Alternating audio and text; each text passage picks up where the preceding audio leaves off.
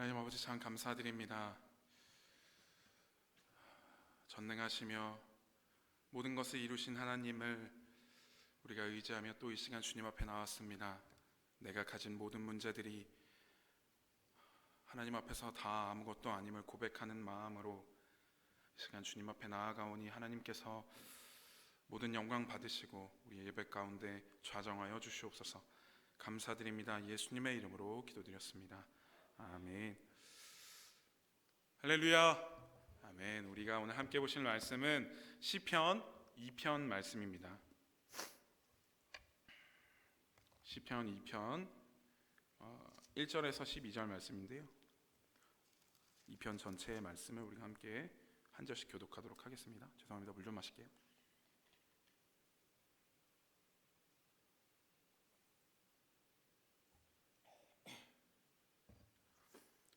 제가 먼저 시편 2편 1절 읽겠습니다. 어찌하여 이방 나라들이 분노하며 민족들이 헛된 일을 꾸미는가?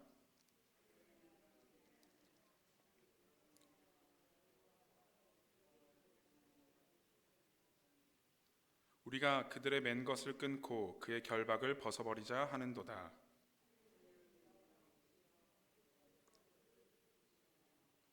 그때 분을 바라며 진노하사 그들을 놀라게 하여 이르시기를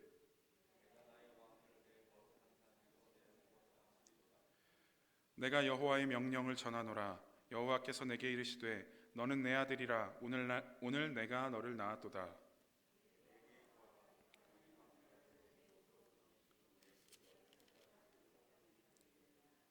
내가 철장으로 그들을 깨뜨리며 질그릇같이 부수리라 하시도다.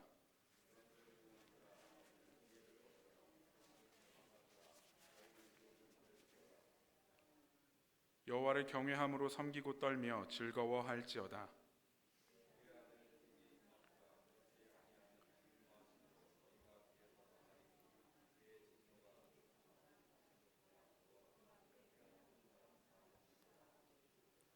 아멘.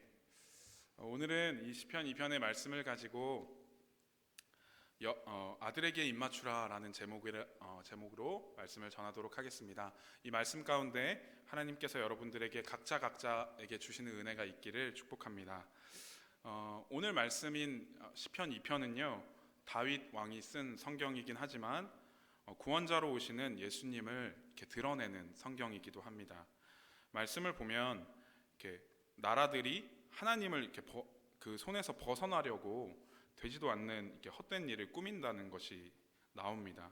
2절에 나오는 군왕과 관원들은 사실 그 단어가 비슷한 말입니다. 단어는 다른데 왕은 멜렉라고 해서 그야말로 왕을 뜻하고요. 관원이라는 말의 라잔이라는 말은요, 그 통치자, 권세 있는 자라는 말로 쓰이거든요. 그래서 세상에서 힘이 있는 사람들이지만 더 위대한 어떠한 존재로부터 벗어나려고 일을 꾸미고 있는 겁니다. 또 꾸민다는 말은 하가라고 해서 되게 좋은 말이거든요. 사실 조용히 읊조리다라는 뜻인데 그 시편에 나오는 그 1편에 나오면 묵상한다라는 말 있잖아요. 그 주의 말씀을 묵상한다. 그 묵상한다 할 때도 하가라는 말을 씁니다. 근데 오늘 말씀 그 본문에서는 부정적인 의미로 나오는 것이죠. 조용한 목소리로 이렇게 사바적사바적 하면서 이제 계략을 꾸미는 것을 의미합니다. 무슨 계략을 꾸미고 있는 것입니까? 지금 자신들이 어떤 결박되어 있는 것처럼 생각하는 거예요. 그래서 이것을 끊고 족쇄를 풀고 도망가자고 하는 거죠. 하나님의 통치와 하나님께서 보내신 기름 부음 받은 자를 귀찮게 여기고 미워하면서 거기서 벗어나는 것이 이제 자유라고 생각하는 것입니다. 세상에 속한 사람들이 이제 크게 착각하는 것 중에 하나죠. 하나님께서 말씀하신 것이 이제 때로는 사람을 옥죄는 것처럼 느끼곤 합니다. 그러나 우리가 꼭 기억해야 할 것은 하나님의 말씀 아래 있지 않고 벗어나면 죄와 사망의 족쇄를 차는 결과를 가져온다는 사실입니다. 하나님의 법 아래 있는 것은 영원한 생명이 보장된 일이고 하나님의 백성이 된다는 의미이지만 그것을 벗어나게 되면 당장은 조금 자유롭게 느낄지 몰라도 결과적으로는 죽음과 고통 속에 자리하게 된다는 것을 기억해야 한다는 것이죠. 그렇기 때문에 이런 일을 꾸미는 것은 이전에 나온 것처럼 헛된 일이 된다는 겁니다. 위대하신 우리 하나님은 그들의 그런 모습을 보시면서 걱정하는 것이 아니라 어떻게 하지? 쟤들이 막 나를 다 떠나면 어떡하지? 이렇게 걱정하시는 것이 아니라 비웃으신다고 말씀하십니다. 오늘 말씀 4절 5절을 제가 공동번역 성경으로 읽어드리면 이렇습니다. 하늘 옥좌에 앉으신 야훼 가소로워 웃으시다가 드디어 분노를 터뜨려 호통치시고 녹아뛴 음성으로 호령하신다. 아멘. 사람이 아무리 계획을 잘 세우고 자기 방어를 위해서 노력한다고 해도 별로 소용없는 행동입니다. 하나님 앞에서는요. 여러분 잘 아시는 만리장성 있지 않습니까? 혹시 가보신 분 계신가요? 만리장성? 저는 한번 가봤거든요. 가봤는데 힘들어서 내려왔습니다. 이렇게 무슨 팬더 인형 같은 것만 하나 사가지고 내려왔는데, 그 만리장성을 처음 지었던 그 중국 사람들이 왜 만리장성을 지었냐면 북쪽에서부터 자꾸 오랑캐들이 이제 침입을 하는 거예요. 그래가지고 그들로부터 안전할 수 있도록 만리장성을 쌓거든요. 근데 이 만리장성이 높이는 9m가 넘고 두께는 이제 5m가 넘고요. 길이는 심지어 3,000km 정도에 이른다고 합니다. 절대로 이제 뚫을 수 없는 방어벽을 세우는 것이 목적이었죠. 그런데 이 만리장성이 세워진 이후에 처음 100년 동안은 3차례나 다른 민족에게 완벽하게 침입을 당합니다. 그 이유가 무엇인지 아시나요? 침입이 완벽하게 성공한 데는 그 침입을 한 사람들이 성벽을 기어 올랐다거나 성벽을 무너뜨렸다거나 성벽을 이렇게 돌아왔다거나 한 것이 아니라 되게 간단합니다. 바로 그냥 문지기에게 뇌물을 주고 열린 문으로 들어갔다는 거예요. 사람의 생각으로 목적을 세우고 굳건한 성벽을 쌓아도 결국에는 인간의 돈 앞에 나약한 그 나약함 때문에 그 목적이 무너지게 되는 것이죠. 하나님께서는 세상의 군왕들과 관원들이 그러한 나약한 존재임을 아셨습니다. 그러나 그 마음을 계속 두고 볼 수는 없었기 때문에 어느 날 갑자기 진노하셔서 그들을 놀라게 하십니다. 내가 나의 왕을 나의 거룩한 산 위에 세웠다고 말씀하시죠. 하나님이 제일 높으신 분이시잖아요. 그런데 나의 왕을 세운다는 말이 조금 이상하긴 하죠. 근데 이게 한글에 약간 문제점이긴 한데, 나의 왕이라는 말은 그러니까 나를 다스리는 왕을 얘기하는 것이 아니라 내가 세운 왕, 나에게 속한 왕이라는 의미입니다. 그래서 오늘 말씀 6절을 풀이해보면 내가 내 땅에 내가 원하는 왕을 세우셨다는 말입니다. 세우셨다는 말은 2절에 나온 기름을 붓다는 말과 비슷하거든요. 단어는 다르지만 또 같은 의미입니다. 다윗 왕조, 특별히 이제 다윗 왕조에서는 무조건 왕은 거의 기름을 부어서 세웠습니다. 하나님, 물론 이 왕이 처음 만들어졌을 때는 사람들이 원해서 만든 왕이었지만 하나님께서 선택하신 사람이 왕이 된다는 의미를 가지고 있는 것이요. 기름 붓는다는 것이요. 세상 사람들이 이러쿵 저러쿵 이야기를 해도 결국에 모든 것의 주권자는 하나님이시라는 겁니다. 사람이 아무리 이게 내 거다, 이게 저게 내 거다라고 소유를 주장해도 하나님께서 가져가시겠다고 하면 한순간에 먼지 한 톨 남지 않게 되는 것이죠. 우리는 우리의 소유를 주장하지 않고 모든 것이 하나님의 은혜임을 고백하는 사람들이 되어야 할 줄 믿습니다.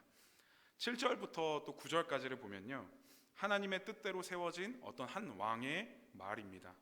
하나님께서 아들로 삼으시고 감히 하나님의 뜻에서 벗어나려고 한 이방의 군왕들과 관원들을 심판하실 것을 다시 한번 선포하고 있습니다.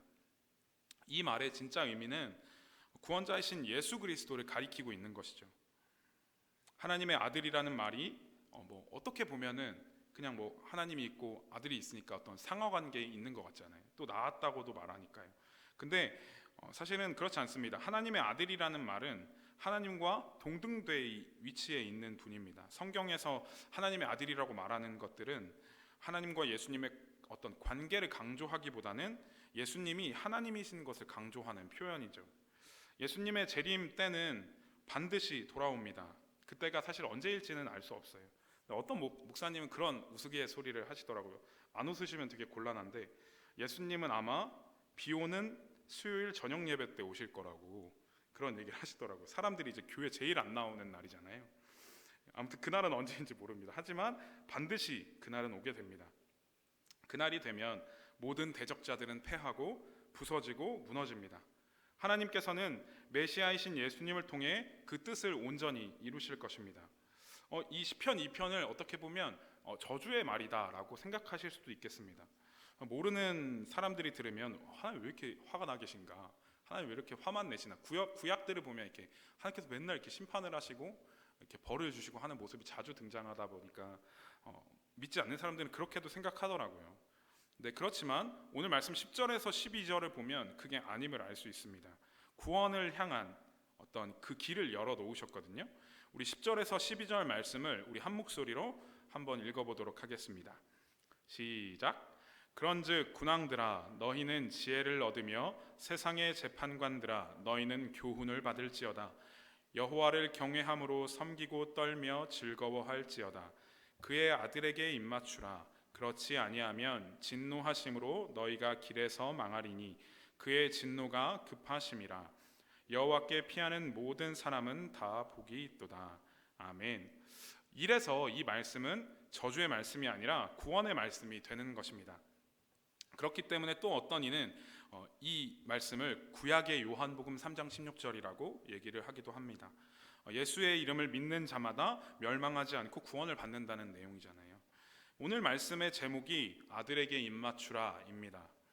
말씀을 통해 저와 여러분들에게 주시는 진노를 피하는 방법은 아들에게 입맞추는 것밖에는 없습니다. 입을 맞춘다고 하면 사실 우리나라의 문화에서는 조금 이상하잖아요. 남녀간에 서로 사랑해서 입맞추는 것은 그다지 이상하지 않은 일이지만 유대 사회에서는 남자와 남자가 입을 맞췄고 여자와 여자가 입을 맞췄거든요. 예배가 끝나면 이제 각자 따로따로 드렸잖아요. 남자 그 선호 사상이 있었기 때문에 따로따로 예배를 드려서 나갈 때 평화의 입맞춤이라고 해서 이렇게 남자는 남자끼리 이렇게 입맞춤을 하면서 여자는 여자끼리 입맞춤을 하면서 성전 밖을 나갔다고 합니다. 그렇게 성도의 교제로 마음을 나누었던 것이죠. 우리에게 이상하지만 이 입맞춤의 의미는 여러 좋은 의미를 가지고 있습니다. 그 의미를 좀 살펴보면요. 먼저 입맞춤은 화해를 의미합니다. 창세기 45장 15절에 보면요. 이렇게 나와 있습니다. 요셉이 또 형들과 입맞추며 안고 우니 형들이 그제서야 요셉과 말하니라. 아멘. 요셉이 이제 자신을 팔아넘긴 형들에게 울면서 입을 맞추니까 형제들도 그제서야 요셉과 대화를 나눕니다. 그 전까지는 요셉이 자신들이 이제 죽을 것이라고 생각했거든요. 그러니까 요셉은 형들에게 악의가 없음을 보여주는 행동으로 입맞춤을 선택한 것입니다. 오늘 말씀에서도 알 수 있듯이 하나님께서 세우신 왕 예수님을 따르는 것을 거부하고 그의 통치 아래서 벗어나려고 애쓰던 사람들도 예수님께서는 고통과 죽음을 통해 화해의 길을 열어놓으셨습니다. 성경은 화해에 대해서 특별히 강조를 하고 있습니다. 특별한 강조를 하고 있는데 예물을 가지고 제단에 들어가기 전에 먼저 형제와 화목하라고 했습니다. 인간과 불화한 가운데 있으면서 하나님과 화목할 수 없다는 의미입니다. 우리는 작은 예수가 되어야 합니다. 예수님처럼 화해의 사도가 되어야 할 줄 믿습니다. 예수님과 먼저 화해를 이루고 나서는 그 마음을 품고 사람과 세상의 화해의 사도로서 나아가야 한다는 것이죠. 그러나 사실 화해는 그냥 이루어지는 것이 아니라 희생의 대가를 치릅니다. 일본의 동지사 대학의 초대 총장인 니이지마조라는 사람의 이야기입니다. 한때 그 대학에 이제 분규가 일어났습니다. 서로 이제 분리가 되는 것이죠. 교직원과 학생들이 완전히 이제 두 파로 갈리게 된 겁니다. 어느 날 총장님은 교직원들과 전교생을 이렇게 다 따로 모았습니다. 그래서 이번 분쟁의 어떤 분규의 그런 책임자를 엄하게 처벌하겠다고 했습니다. 그리고 총장님은 팔을 걷어 올렸고 굵은 벚꽃나무 막대기로 자신의 팔을 계속 사정없이 세게 내리쳤습니다. 막대기는 꺾어지고 팔에는 피가 줄줄 흘렀습니다. 이 광경을 바라보는 교직원들과 학생들은 모두 총장이 피를 흘리고 있는 앞자리로 나와서 엎드렸습니다. 모두 자기들이 잘못했다면서 눈물을 흘리고 용서를 빌었습니다. 이로써 적대관계에 있던 사람들이 화해를 했다는 그런 이야기입니다. 하나님의 자녀이며 예수님의 제자인 우리들은 평화를 만들어가는 자가 되어야 합니다. 그게 어디든지 하나님의 사랑으로 모두와 함께 연결하고 이어지는 작전중앙교회가 되기를 축복합니다.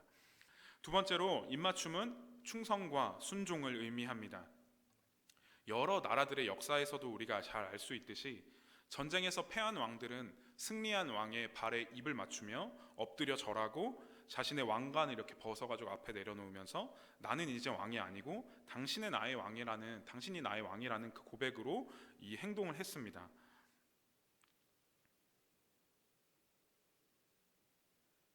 충성과 순종을 의미한다고 말씀드렸죠.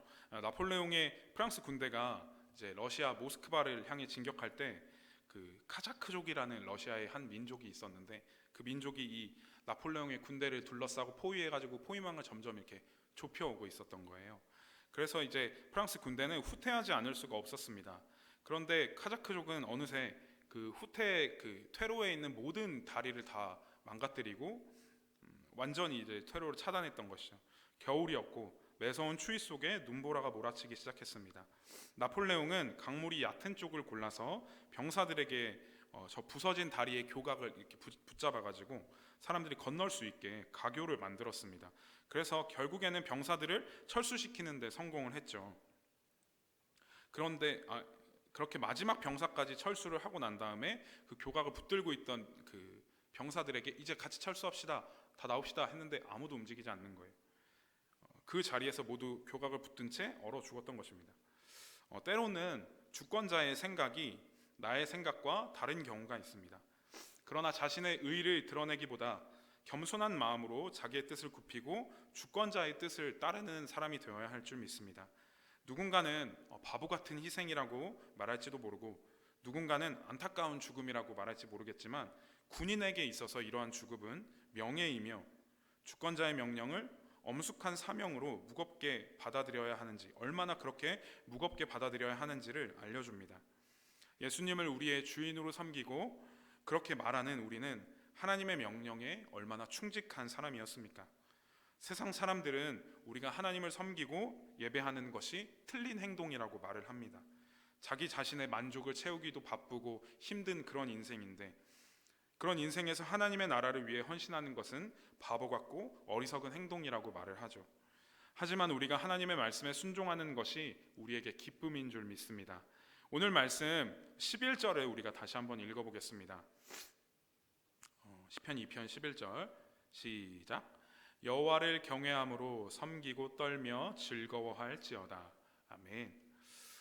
하나님은 너무나도 크고 놀랍고 위대하신 분이시기 때문에 그 앞에서 우리는 두려움에 떨 수밖에는 없습니다. 그러나 또 한편으로 하나님께서 우리에게 베풀어 주시는 은혜와 또 사랑 또한 하나님의 위대하신 만큼 크고 놀라운 은혜이기 때문에 감사와 환희로 하나님을 찬양할 수 있는 것이죠. 즐거워하다라는 단어를 원어로 보니까 좋아하다라는 뜻도 있더라고요. 하나님이 좋으시면, 여러분들이 하나님이 좋으시면 가능한 겁니다. 아이들이 이제 막 연예인을 보면서 막 환호를 하잖아요. 환호를 하고 그들의 패션과 행동을 따라하는 것도 그 이유가 뭐죠? 좋으니까 그러는 거예요. 좋아서 그러는 거거든요. 앞에 두 번째에서 이어서 말하면 세 번째 입맞춤의 의미는 바로 친밀함과 사랑입니다. 아가서 1장 2절에 보면 내게 입맞추기를 원하니 내 사랑이 포도주보다 나음이로구나 라고 말합니다. 아가서는 예수 그리스도와 교회 사이의 사랑을 노래하는 성경입니다. 사랑하는 사이라면 서로에게 어떤 형식적인 언어와 행동들만을 원하는 것이 아니라 좀 더 친밀하고 좀 더 진실된 사랑을 원합니다. 대상의 어떤 상황이나 환경이나 어떤 아픔이나 이런 것이 중요한 것이 아니라 이런 것에 있는 사람이라고 할지라도 자기가 비참하든지 그렇지 않든지 사랑하는 사람은 서로가 서로에게 더욱 가까이 가기를 원하는 것이죠. 말씀을 마무리하겠습니다. 마지막 때를 살고 있는 저와 여러분들이 심판을 이렇게 무사히 넘어갈 수 있는 방법은 오직 예수 그리스도밖에 없음을 믿으시기 바랍니다. 예수님과의 관계가 어긋나 있는 모든 분들, 예수님과 화해하십시오. 그리고 예수님이 하나님과 우리 사이를 중재하셨던 것처럼 모두가 함께 작은 예수가 되어 세상의 화평의 사도로 살아내시기를 축복합니다. 또한 어떤 상황에서도 믿음의 도전을 하고 멈추지 않고 즐거이 예수님과 행진하는 충성된 주의 군사, 우리 작전중앙교회가 되기를 진심으로 축복합니다. 기도하겠습니다. 하나님 아버지, 너무나도 감사드립니다. 하나님, 우리를 주의 사람으로 불러주시고 주의 백성으로 선택하여 주셔서 우리의 마음을 주님 앞에 드릴 수 있도록 인도하신 하나님, 너무나도 감사드립니다. 주님 앞에 마음을 드리는 우리의 모습들, 우리의 마음들 하나하나가 온전하여지기를 원합니다. 겸손하게 주님 앞에 무릎 꿇고 나아가며 온전히 우리의 주가 되신 주님을 의지하여 하나님, 우리는 낮아지고 오직 예수 그리스도의 이름을 높이는 우리가 될 수 있게 하여 주시옵소서. 감사드립니다. 예수님의 이름으로 기도드렸습니다. 아멘. 우리 함께